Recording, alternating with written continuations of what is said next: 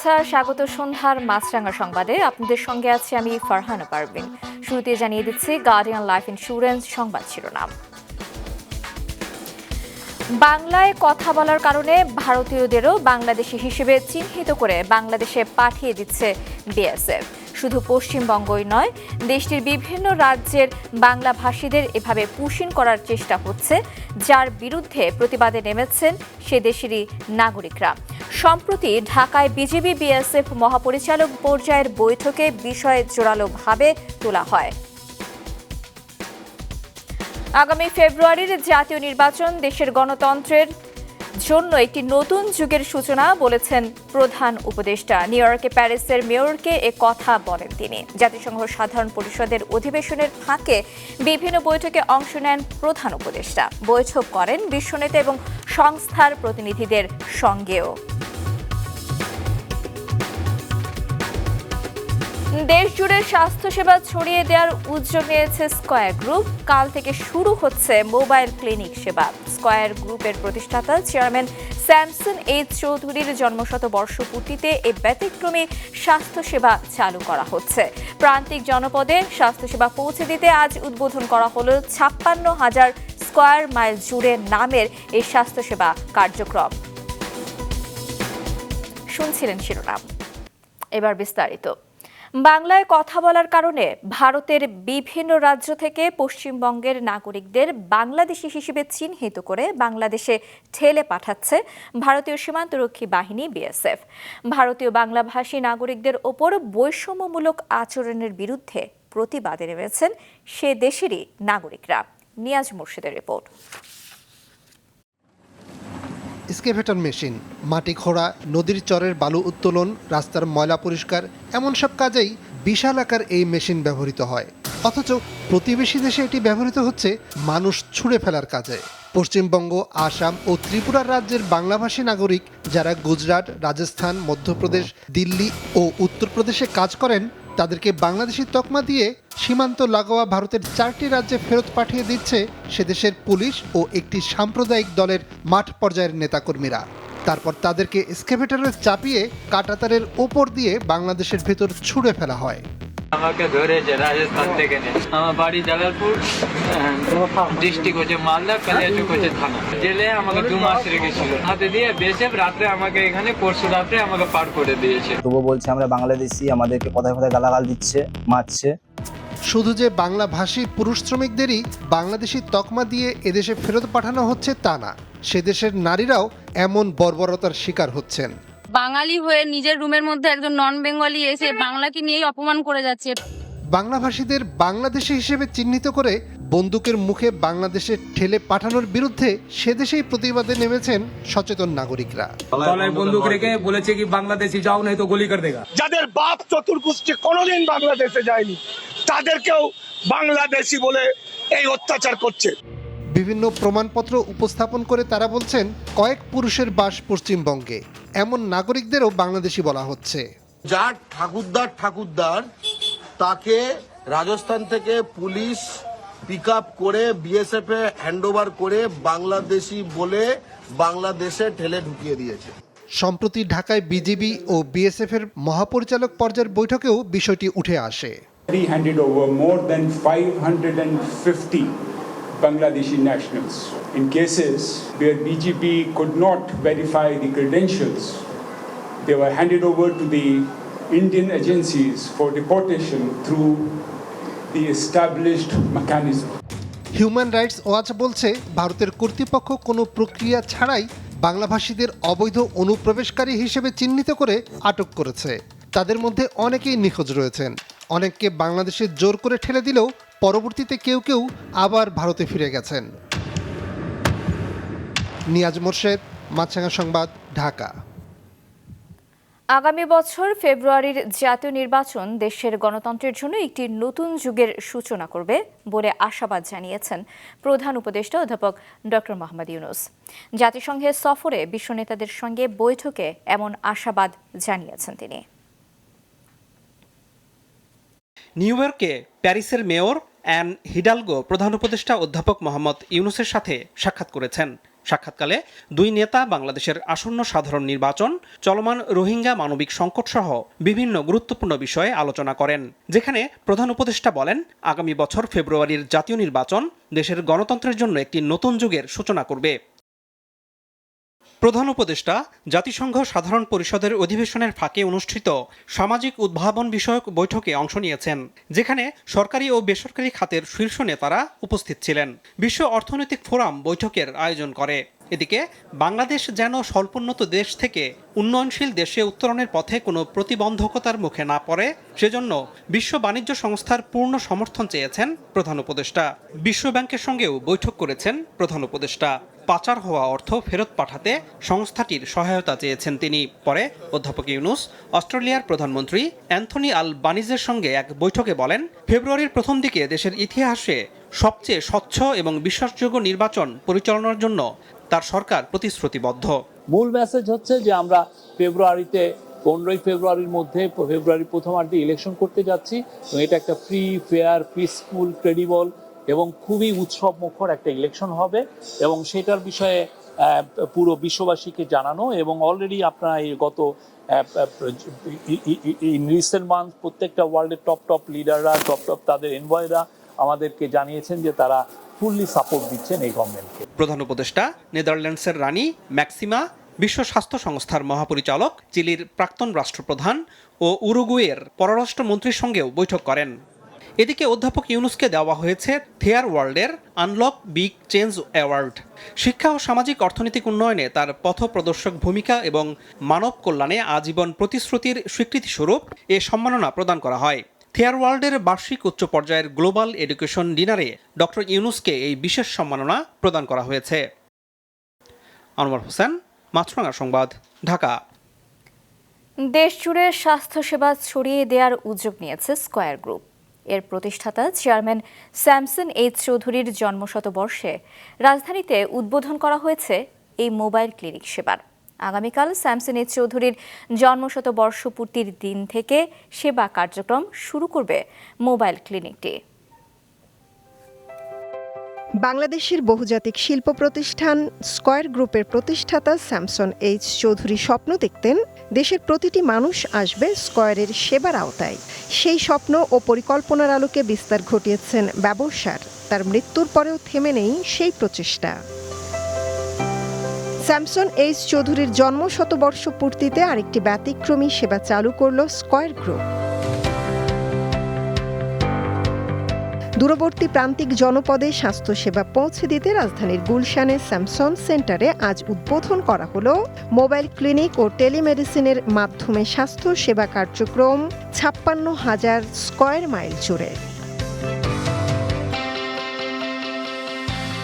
সংবাদ সম্মেলনে square pharmaceuticals পিএলসির ব্যবস্থাপনা পরিচালক তপন চৌধুরী জানান, এই সেবা কার্যক্রমের মধ্যে রয়েছে সচেতনতা বৃদ্ধি, বয়স্ক নাগরিকদের জন্য প্রাথমিক চিকিৎসা, মা ও শিশুর যত্ন, সাধারণ রোগের প্রাথমিক পরীক্ষা ও চিকিৎসা এবং বিনামূল্যে ওষুধ সরবরাহ।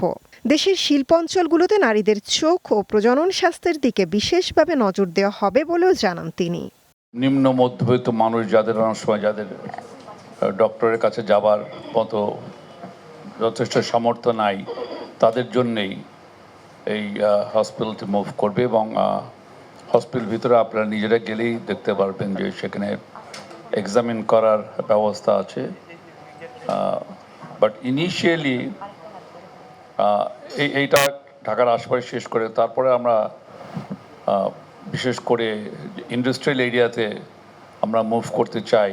ফিমেল ওয়ার্কার্সদের মধ্যে যারা সুইং লাইনে কাজ করে তাদের প্রায় 30-35% মহিলাদেরই তাদের কয়েক বছরের মধ্যে তাদের আইসাইট এফেক্ট করে যায়। অলরেডি আমরা এই কাজটি শুরু করেছি এবং সঙ্গে সঙ্গে আমরা চশমা প্রোভাইড করতে চাই। সম্পূর্ণ অলাভজনক এই সেবা সম্পর্কে তপন চৌধুরী আরও জানান, আগ্রহী নানা পক্ষকে যুক্ত করে ধীরে ধীরে এটিকে সামাজিক আন্দোলনে পরিণত করার লক্ষ্য নিয়ে কাজ করছেন তারা। স্থানীয় স্বাস্থ্য কর্তৃপক্ষ ও কমিউনিটি নেতাদের সাথে সমন্বয়ের পাশাপাশি মোবাইল অ্যাপ ও টেলিমেডিসিন সেবার মাধ্যমে দীর্ঘমেয়াদে এর কার্যকারিতা ও স্থায়িত্ব নিশ্চিত করা হবে। ফাউন্ডেশন পরিচিত হবে এবং আমরা আশা করি, বিকজ আমাদেরও তো অনেক বন্ধু আমাদের ইন্ডাস্ট্রি রয়েছে, সো আমরাও তাদেরকেও এনকারেজ করতে চাই। বাট এই সমস্ত ছোট ছোট উদ্যোগগুলোর মাধ্যমেই কিন্তু দেশের একটা বৃহত্তর জনগোষ্ঠীর কাছে আমরা পৌঁছাতে পারি। আগামীকাল 25শে সেপ্টেম্বর স্যামসন এইচ চৌধুরীর 100তম জন্মদিনে সেবাদান কার্যক্রম শুরু করবে মোবাইল ক্লিনিকটি। মৌমিতা জান্নাত, মাছরাঙা সংবাদ, ঢাকা। 2008 সাল থেকে পোস্টাল ব্যালটে প্রবাসীদের ভোট দেবার উদ্যোগ নেওয়া হলেও তা কার্যকর হয়নি। এবার কার্যকর হলেও প্রবাসীদের ভোটের গোপনীয়তা রক্ষা এবং শেষ মুহূর্তে প্রার্থী পরিবর্তনকে বড় চ্যালেঞ্জ মনে করছে নির্বাচন কমিশন। বিকেলে নির্বাচন ভবন থেকে ভার্চুয়ালি লন্ডন প্রবাসী এবং দূতাবাস কর্মকর্তাদের সঙ্গে প্রবাসী ভোট বিষয়ে আলোচনায় এসব কথা জানান নির্বাচন commissioner Abul Fazal Mohammad Sanaullah. Postal vote BD অ্যাপের মাধ্যমে প্রবাসীরা কিভাবে ভোট দেবেন সে বিষয়ে বিস্তারিত জানান নির্বাচন কমিশনার। বলেন, বিদেশে বসে যারা অ্যাপে নিবন্ধন করবেন তারা আর দেশে এসে ওই নির্বাচনে ভোট দিতে পারবেন না। তিনি আরও বলেন, কোনো দলের কার্যক্রম নিষিদ্ধ থাকলেও সমর্থকদের ভোট দিতে বাধা নেই। যে ব্যালটটা আমরা করতে যাচ্ছি তাতে চ্যালেঞ্জ হচ্ছে দুটো। 1 নম্বর চ্যালেঞ্জ হচ্ছে গোপনীয়তার চ্যালেঞ্জ। কেউ যেন তার ভোটে তাকে ইনফ্লুয়েন্স করতে না পারে, তার ভোটটা তিনি কাকে দিয়েছেন এটা যেন ডাইভালজ না হয়, এবং এটা তার ডিক্লারেশনের মধ্যেও থাকবে, তিনিও একটা আন্ডারটেকিং দিবেন ইন্ডিভিজুয়াল ভোটার। শেষ মুহূর্তে আদালতের আদেশে প্রার্থী তালিকা পরিবর্তন হয়ে যায়, সেই ক্ষেত্রে সেই আসনে বিদেশ থেকে সংগৃহীত সকল ভোট বাদ পড়ে যাবে। এক জরিপ অনুযায়ী 41.30% উত্তরদাতা মনে করেন আগামীতে বিএনপির সরকার গঠনের সম্ভাবনা বেশি। 30.30% মতে এই সম্ভাবনা জামায়াতের। এরপর রয়েছে আওয়ামী লীগ 18.8 এবং এনসিপি 4.10%।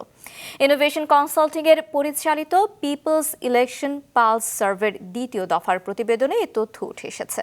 সকালে রাজধানীতে এক সংবাদ সম্মেলনে এ জরিপের ফল প্রকাশ করা হয়। বলা হয়, গত মার্চের জরিপের তুলনায় আওয়ামী লীগের সমর্থন 14% থেকে বেড়ে 18.8% হয়েছে।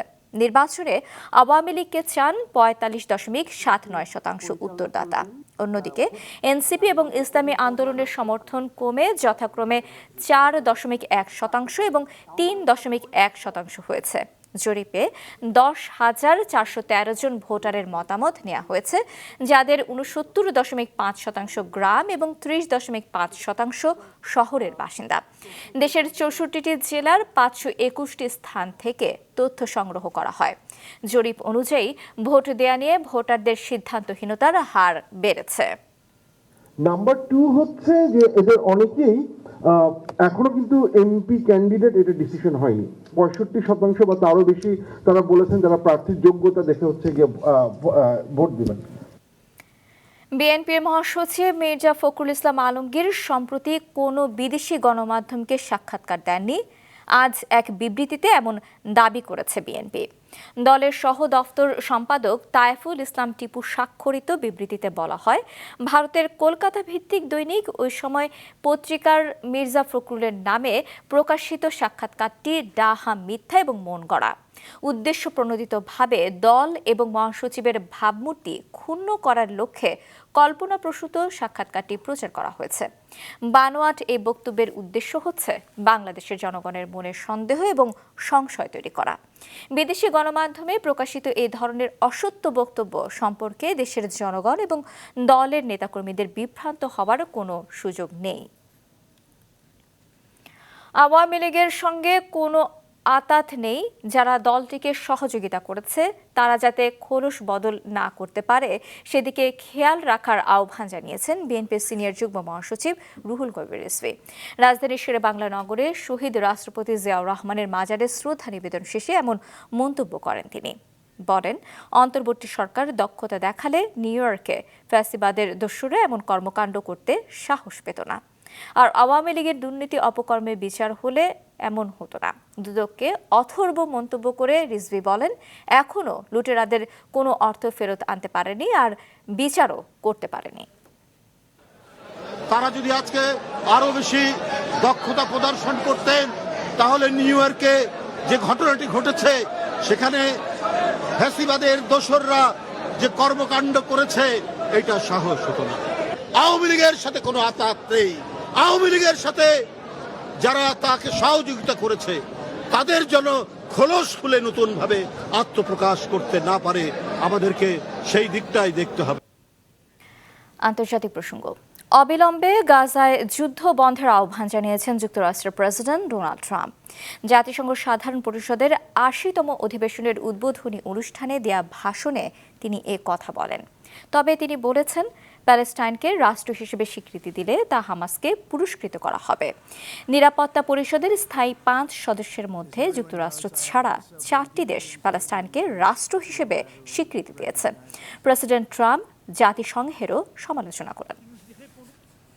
এবার কিউটের সৌজন্যে টি-20 এশিয়া কাপের খবর।